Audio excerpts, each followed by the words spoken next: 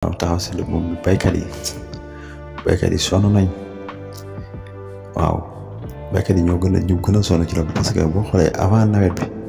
wala jiw wala engrais buñ paree ñu am gerte gi fii mboq mi fii nangam gi fii baykat da ngay bay sa tool ba pare doo ci am dara bu njëkkaan da nga daan bay da ngay bayee 3 mois daanaka moom ngay dundee at mi yëpp mais léegi baykat mënul am loolu te baykat day sonn wala moo jaay li mu bay suñu nguur gi boo waxee ñu xam ne consommer local nangam te jàppale wuñu baykat yi dimbali wuñ leen ba pare buñ buggee di waaxu nit ñi dëkk yi ñoom li seen intérêt mooy ñoom dëkk kaw yi dañu di fexe xiifal leen ba ñu sonn ñu jéem a ñëw jox leen benn financement wala benn dara mu ñu nekk seen minute ak nag boobu la ñuy doxalee doon lu ñaaw baykat yi lool waaw dem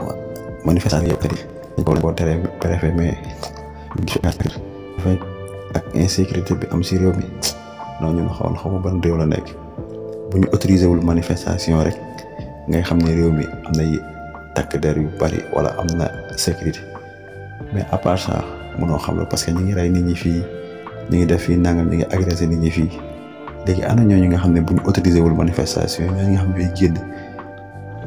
mel ni ñu nekk ci guerre seen oto yi fii lii fii doy na waa trop waaw mu nekkoon seen taxaw seetlu di am mbégte bu baax di leen jaajëfal